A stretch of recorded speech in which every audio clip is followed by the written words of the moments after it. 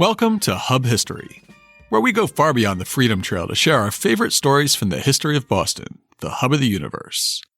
This is episode 173, Arrested for Suffrage. Hi, I'm Jake. This week I'll be talking about the last American women who went to jail in the name of suffrage. On February 24, 1919, President Woodrow Wilson stopped in Boston for just a few hours on his way home from the peace conference that ended the First World War. He expected to find adoring supporters. Instead, he was greeted by members of the National Women's Party.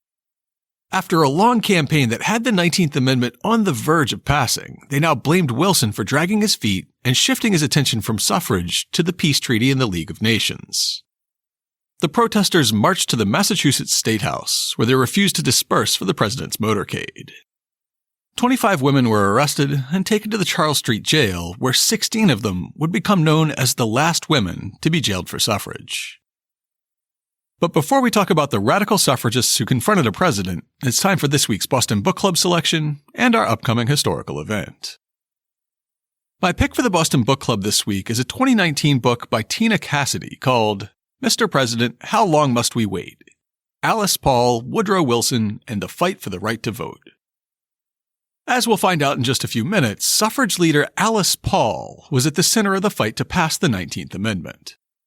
Though she wasn't from Boston, she worked alongside local leaders to organize and push through the protests at the heart of this week's episode. Instead of a description by the publisher, I'll leave you with this from Kirkus Reviews. A remarkable tale of the woman who drove the fight for women's suffrage. Former Boston Globe journalist Cassidy, now chief content officer for Ink House, chronicles the life of Alice Paul, a Quaker from New Jersey who became one of the leaders in the struggle for women's rights in the early 1900s and beyond. She was the daughter of a wealthy banker and earned multiple graduate degrees. While she was studying social justice in Birmingham, England, she was profoundly moved by the suffragettes Christabel Pankhurst and her mother, Emmeline. Raised to expect equality for all, she stayed in London and joined the fight. She was arrested multiple times in 6 months, went on a hunger strike, and suffered permanent physical damage from force feeding. Running parallel to Paul's story, Cassidy gives us the background of the suffragists' biggest stumbling block, Woodrow Wilson. Born in Virginia, his father, a minister, authored a booklet outlining his misguided argument for how the Bible condoned slavery. Wilson's outlook was firmly fixed along those lines, and he even said, "Universal suffrage is at the foundation of every evil in this country." He cast himself as a progressive, but that didn't include women or blacks. Paul joined the fight for equality in America, a struggle that was not as confrontational as England's, but just as dedicated. While those in charge fought for the state's resolutions, she felt an amendment to the Constitution was absolutely necessary. To say Paul was the driving force is not an exaggeration.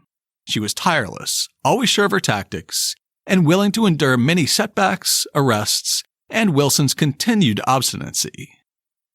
Dedicated women like Inez, Milholland, Ava Belmont, and Lucy Burns stood right beside her. This book should be required reading until Alice Paul becomes a household name. She not only fought for voting rights in the 19th Amendment, she kept fighting for another 50 years. And for our upcoming event this week, I'm featuring a talk at the Boston Athenaeum that was also inspired by the centennial of suffrage in the U.S. At noon on Friday, March 6th, the Athenaeum will host a talk called Sartorial Suffrage. It'll be led by Dr. Kimberly Alexander of UNH, Sarah Giorgini of the Adams Papers at the MHS, and Theo Tyson, who's a Fellow of American Art and Culture at the Athenaeum. Together, they'll look at the cultural connections between women's fashion and the political movements for and against women's suffrage. Here's how the Athenaeum describes it. In celebration of International Women's Day 2020, we'll take the afternoon to discuss the implications and influences of fashion, clothing, and dress on the women's suffrage movement. Theo Tyson, who curated the Athenaeum's current installation, Anti-Suffrage, will use the installation as a point of departure to delve into the dogma, designs, and demands of suffrage and anti-suffrage attire. She'll be joined by fashion historians Sarah Giorgini and Kimberly Alexander. Guided tours of our current installation, Anti-Suffrage, will be held immediately following the conversation. The event's free for Athenaeum members or $10 for non-members. Advanced registration is required. We'll have a link to more information, as well as a link to buy Mr. President, How Long Must We Wait, in this week's show notes at hubhistory.com/173. Before I start the show, I want to take just a moment and thank everyone who supports Hub History on Patreon. This podcast is a labor of love, something Nikki and I tackle in our evenings and weekends. With your support, we don't have to worry about paying the expenses of creating a weekly podcast, and we can slowly make improvements to the show over time. One improvement that I'd like to make is investing in some new recording hardware. There's a product that's halfway between a field recorder and a mixer that's been generating a lot of buzz in the podcast world over the past couple of years. Owning it would simplify the process of interviewing guests remotely, and it would allow us to conduct some of our interviews in person for the first time. I'll add that to the wish list and say thank you one more time to everyone who supports Hub History. Your contribution of $2, $5, or even $10 a month covers the ongoing expenses of the show and, hopefully, lets us buy a board like this at some point. If you're not supporting us yet and you'd like to, just go to patreon.com/hubhistory or visit hubhistory.com and click on the Support Us link. And thanks again. And now it's time for this week's main topic. President Wilson arrived in Boston on February 24, 1919. He was returning from the first presidential visit to Europe, where he took part in negotiating the Treaty of Versailles, which ended the First World War. He was now eager to announce his plan for a League of Nations to the American people, passing briefly through Boston on his way back to Washington. After landing at Commonwealth Pier in South Boston, a motorcade would carry the president up to Summer Street, up Winter Street, and then up Park Street to the State House. He was scheduled to proceed from there down Beacon Street, around the Public Garden, and out Comm Ave, finally ending up at the Copley Plaza Hotel for lunch. All along his route, armed sailors, soldiers, and Marines lined the streets as both an honor guard and a security cordon.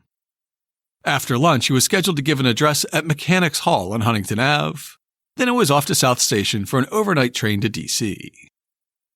A group of activists from the National Women's Party had other plans. The suffragist organization, considered by other groups in the movement to be radicals, had been picketing Wilson's White House for over 2 years. A constitutional amendment that would have granted women, or at least white women, the right to vote was stalled in the Senate, and it needed just one more vote to pass. The end of the legislative session was coming up in just over a week. The National Women's Party wanted the president to use his considerable influence to whip that last vote, and on February 24th, they were bringing their protests to Boston. At about 11 a.m., a group of women marched from the local National Women's Party headquarters to the corner of Beacon and Park Streets. A reviewing stand had been erected in front of the State House, where dignitaries and wounded veterans of the Great War would watch the presidential motorcade pass by. At the head of the column of women, Catherine Morey carried an American flag. The demonstrators behind her carried a number of protest banners, the largest of which said, "Mr. President, you said to the United States Senate on September 30th, 'We shall not only be distrusted, but shall deserve to be distrusted if we do not enfranchise women. You alone can remove this distrust now by securing the one vote needed to pass the suffrage amendment before March 4th. Banners in hand, they forced their way past the sailors who lined Beacon Street and formed a row directly in front of the reviewing stand. There, they made sure their banners were visible from the street and waited for the president to arrive.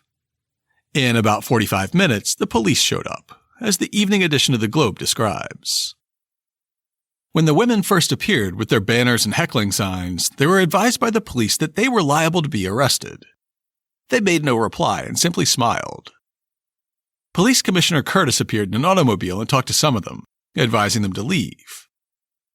Superintendent of Police Crowley came up in an automobile and had a talk with them. He told them they would not be allowed to remain and politely suggested a scene might be avoided if they would leave quietly.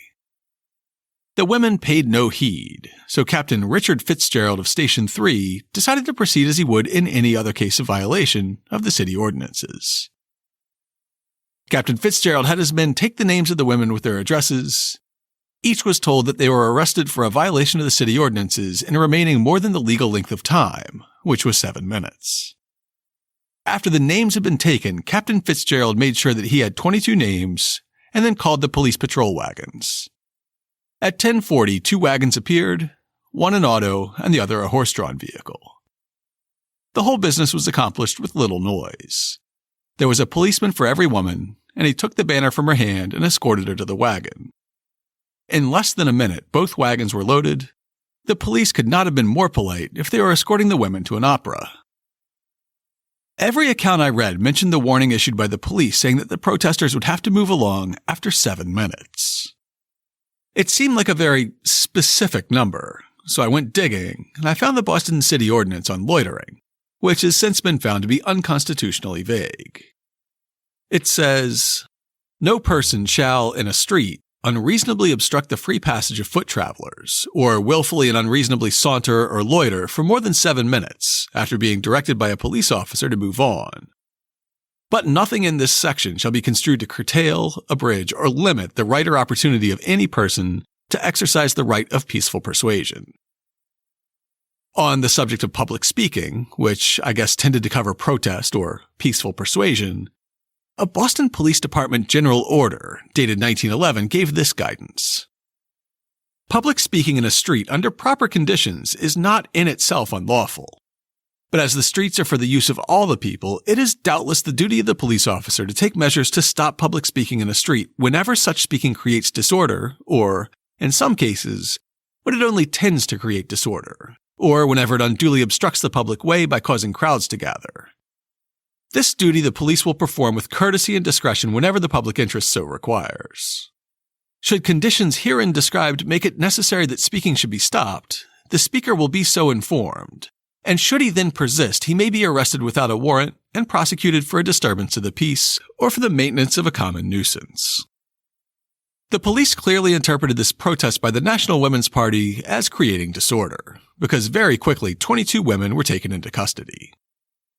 Press reports say that when the 7 minutes were up, Captain Fitzgerald doffed his cap and politely asked the women if they wouldn't mind moving on now, please.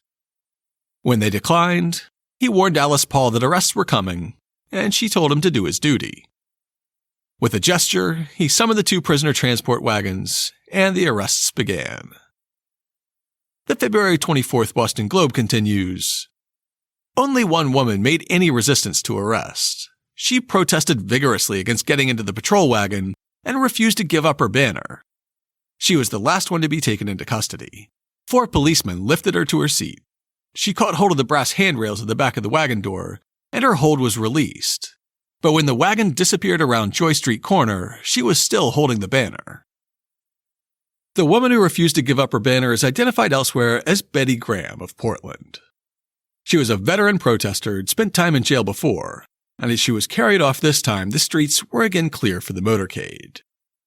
The president wouldn't pass by for another hour, having seen no suffragists protesting.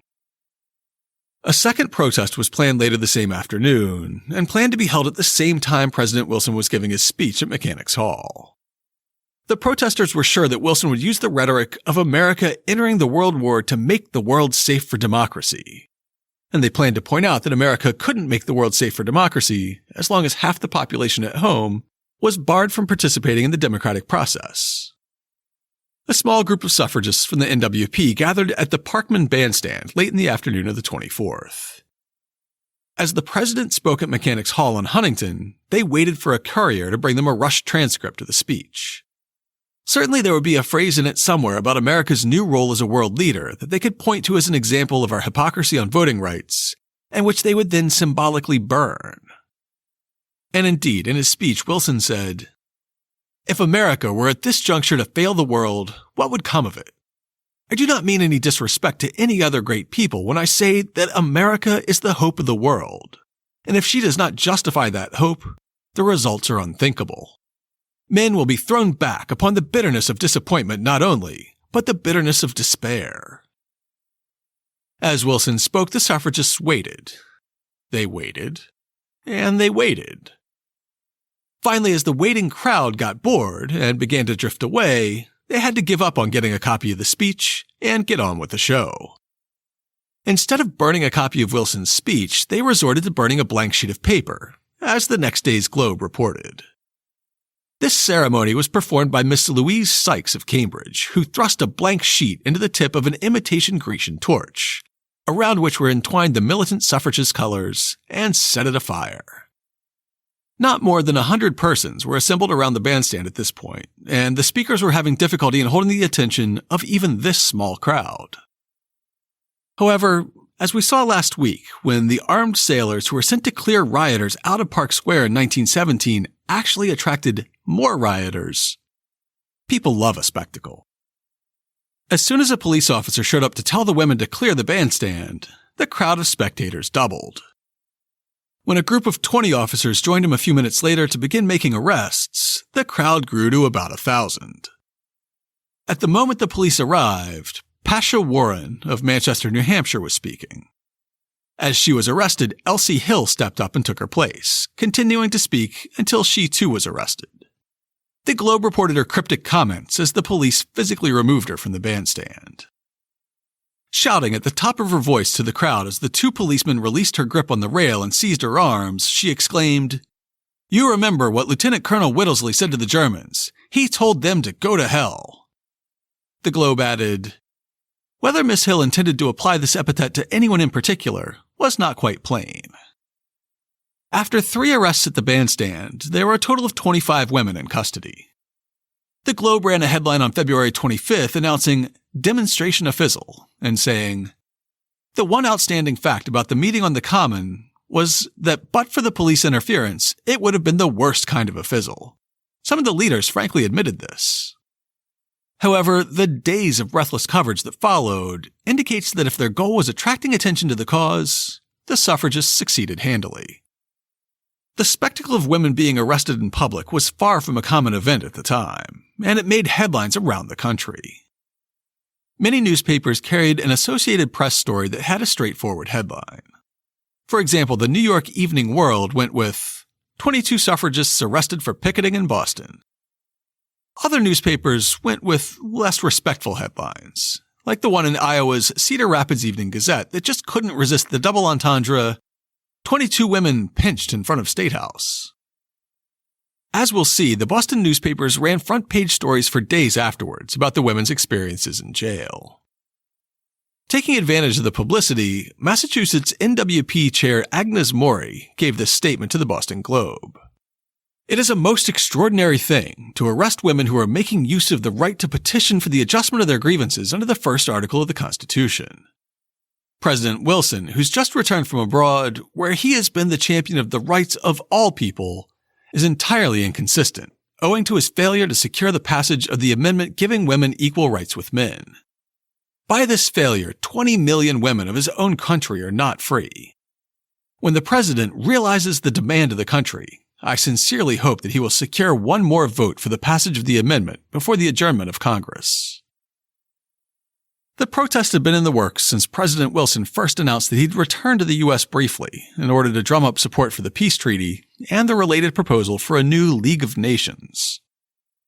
The president was first scheduled to land in New York City, so the NWP began planning a large protest there. When their plans became public, however, the president's advisors suggested moving the venue for his triumphant return. On February 16th, he announced that he would now be landing in Boston. As James Keneally wrote in the Historical Journal of Massachusetts, there he would be assured of an enthusiastic welcome by Mayor Andrew J. Peters, who had served him as an Assistant Secretary of the Treasury from 1914 to 1918. Many believed that a warm reception, especially in the home of Senator Henry Cabot Lodge, the most prominent critic of the League of Nations, would strengthen Wilson's hand in both Paris and Washington. With the change of venues, planning for the suffragist protest went into overdrive, led by Alice Paul. Paul had been active in the suffrage movement in both the UK and the US since at least 1909, and she became the president of the National Women's Party when it broke away from more moderate suffrage groups in 1916. She brought the direct action tactics that she'd learned from British suffrage activists home to the States. And the action in Boston was just the latest in a long line of public protests that she'd organized. When the move to Boston was announced, Paul contacted State NWP Chair Agnes Morey and asked her to begin planning the protest, sending organizers Elsie Hill and Betty Graham to help. Soon, the planned protests went public, with the February 22nd Globe running a brief piece under the headline, Suffs to make Hub howl on Wilson Day. It said, in part, that Alice Paulettes will journey to Boston to greet him with a demonstration which shall make the Hub howl. In the meantime, details of the official program came together as well. Governor Calvin Coolidge urged Boston businesses to close for half a day, and for flags to be flown throughout the city. Mayor Andrew Peters, no doubt worried about the logistics of a massive presidential procession, asked the city to observe the day as a holiday, with all government and commercial activity shut down. Security was tightened after an assassination attempt on the French Prime Minister by anarchists. Now, a cordon of armed sailors and soldiers would line the entire parade route to protect the president. Carloads of Secret Service agents would closely follow the president's car, and a mounted unit of the state militia would escort his party. The Boston Globe asked if the military would also be keeping Alice Paul and her activists at bay. Colonel Albert S. Williams, General Edwards' chief of staff, is the official who's being depended upon to handle the militant suffragists in the event of a demonstration. And his statement, "I guess the United States Army can take care of the suffragists," is taken to mean that any outbreak will be harshly dealt with. The next day's Globe carried the suffragist response. Mrs. Agnes H. Maury, state chairman, said last night that she does not believe that soldiers who went to Europe to fight for democracy would fight women. Given how easily the suffragists breached the defensive wall of armed soldiers, I'd say Mrs. Maury was correct. The article by Keneally includes a description of the plan as Alice Paul laid it out publicly after arriving in Boston. Participants would march the short distance from party headquarters on Park Street to the governor's reviewing stand in front of the State House. There, they would form a line. She stated that they would carry a United States flag, the National Women's Party flag, and suffrage banners. After the presidential procession passed, NWP members would cross the street to the Parkman Bandstand in Boston Common. There, they would meet other suffragists and burn sections of Wilson's speech. There was, she claimed, the possibility of arrest since they had not received permission to gather, but avowed that, if ordered to move, we will not go. Despite this assertive stance, NWP supporters were advised to be non-confrontational. Before leaving headquarters the following morning, Maury offered the protesters some recommendations. "Ladies," she advised, "I think it would look more dignified to be as sober as possible. It is better not to smile. Don't be provoked into discussion. If you're arrested, offer no resistance and prefer no arguments. If an inquisition should take place as to the aims of our party, refuse to talk on any subject, save the enfranchisement of women." Though the protesters were instructed to be non-confrontational, and the worst offense planned was assembling without a permit, moderate suffrage groups were critical of the NWP's plan. The fact that they would criticize the president in the first place, much less contemplate making spectacles of themselves by getting arrested, was seen as harmful to the suffrage cause. For example, the Massachusetts Equal Suffrage Association publicly condemned the decision to protest by the National Women's Party several times. In the February 21st Globe, a spokesperson said, "We see by the papers that the National Women's Party, which is not connected with either the state or the National Women's Suffrage Association, is planning to publicly heckle the president upon his arrival in Boston. Our association greatly deprecates such action on the part of the National Women's Party, and we would like in some way the privilege of showing President Wilson our appreciation of his efforts in behalf of the suffrage cause, and our unfailing loyalty to him as the president of our nation." Because of statements like that describing their planned protest as heckling, a rumor spread that the National Women's Party planned to block the parade route, interrupt the president's speech, or otherwise disrupt the day's festivities. State NWP Chair Agnes Maury took to the newspapers to refute that claim, telling the Boston Globe the day before the protest, "At no time have we had any intention or plan to interfere with the program laid out by the city officials. We simply believe that it is ignoble of America to dictate qualifications for membership in the League of Nations, which America is herself unable now to meet. 1 week remains to secure the one vote needed to pass the suffrage amendment in this Congress. As leader of his party, the responsibility of securing this vote rests upon the president. By voicing the demand of women for enfranchisement, we are making the way easy for him to accomplish this." On the evening of the 24th, 4 of the women who'd been arrested posted bail, while 2 more were released without ever being charged. The remaining 19 chose not to post bail, instead opting to be remanded to the Charles Street Jail overnight. Their compatriots on the outside were allowed to bring them dinner, and the Globe noted, "Most of them were asleep on fairly comfortable beds before 11, after good-naturedly discussing their experiences during the day." In the morning, it was time for their arraignments at the courthouse in Pemberton Square. The women chose to stand mute in court, not even giving their names. They were all fined $5 for sauntering and loitering more than 7 minutes after being requested to move on by a police officer. 3 of the women paid their fines, one because she needed to get home to New York, one because she had to care for her aging mother, and one for unspecified reasons. In lieu of paying the fine, the other 16 returned to Charles Street Jail to begin an 8-day sentence on February 25th. As the women reported to jail, Alice Paul sent a telegram to President Wilson in Washington, reiterating the NWP's demands. It said, 22 women were arrested on the day of your arrival because they exercised their guaranteed right of petition. When the suffrage amendment is passed, this agitation will cease. We call upon you as leader of your party to secure the 1 vote needed to pass the amendment before this Congress adjourns." The next morning, the press reported that the prisoners had begun a hunger strike. Hunger strikes have been widely adopted by suffragists imprisoned in both the U.S. and the U.K. Some of the activists jailed in Boston had previously gone on hunger strike while in prison in Washington, D.C. A few of them had even been subjected to forced feeding.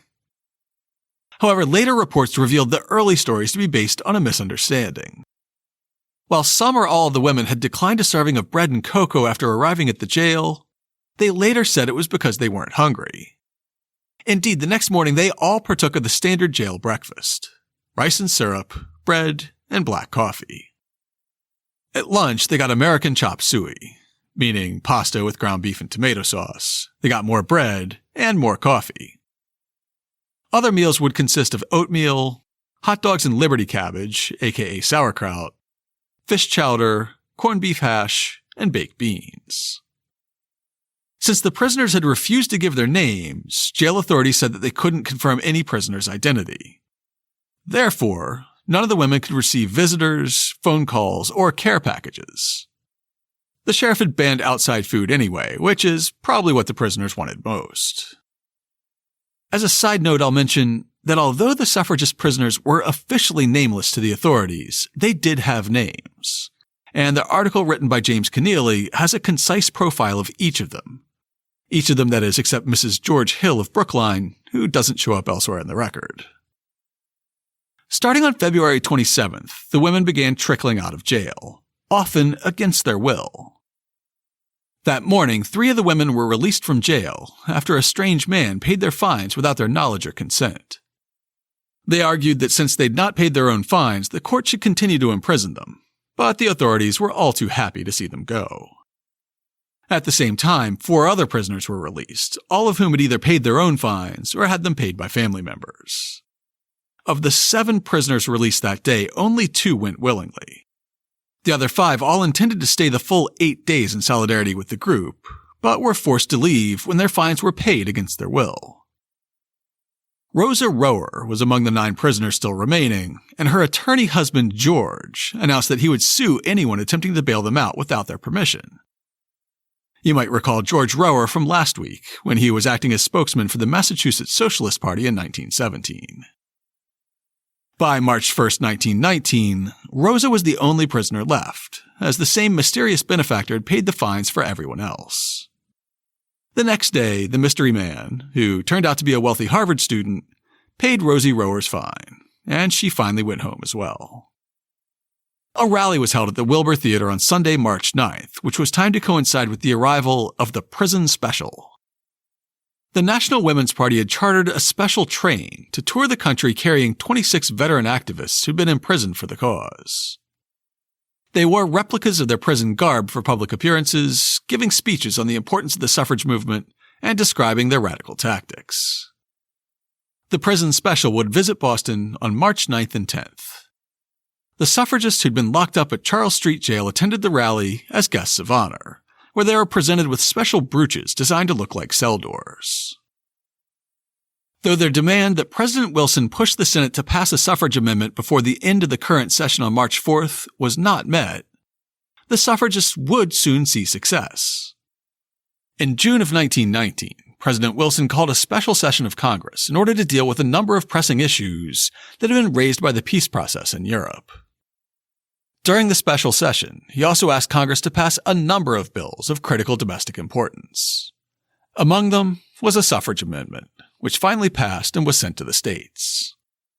In the end, the 19th Amendment was ratified in time for women to vote in the election of 1920. To learn more about the last women to be imprisoned for the cause of suffrage, check out this week's show notes at hubhistory.com/173. We'll have pictures of President Woodrow Wilson's arrival in Boston and the parade through the streets. We'll also have a picture of the giant banner that NWP activists carried at the State House on February 24th. We'll link to each of the Boston Globe and Associated Press stories I quoted from, to a timeline of the National Women's Party, to a profile of the leaders of the State House protests, and to the excellent piece about the protest by James Keneally and the Historical Journal of Massachusetts. Just for fun, I'll throw in a small item from the Isabella Stewart Gardner Museum's collection. Gardner was known to her friends as Mrs. Jack, and after a woman named Cerise Jack was arrested as part of the NWP protest, a headline said, "Mrs. Jack fined $1. Suffragist appeals from sentence imposed in connection with rally of militants on Boston Common." William Sturgis Bigelow, a fellow art collector and a friend of Gardner's, clipped the headline and mailed it to her, along with a note to the effect that he had never suspected what a versatile woman she was. You can see both the headline and the note in the museum's online collection. And of course, we'll have links to information about our upcoming event and Mr. President, How Long Must We Wait? This week's Boston Book Club pick. If you'd like to get in touch with us, you can email us at podcast@hubhistory.com. We're Hub History on Twitter, Facebook, and Instagram. Or go to hubhistory.com and click on the Contact Us link. While you're on the site, hit the subscribe link and be sure that you never miss an episode. If you subscribe on Apple Podcasts, please consider writing us a brief review. If you do, drop us a line and we'll send you a Hub History sticker as a token of appreciation. That's all for now. We'll be back next time to talk about the 250th anniversary of the Boston Massacre with Nat Shidley, the president and CEO of Revolutionary Spaces.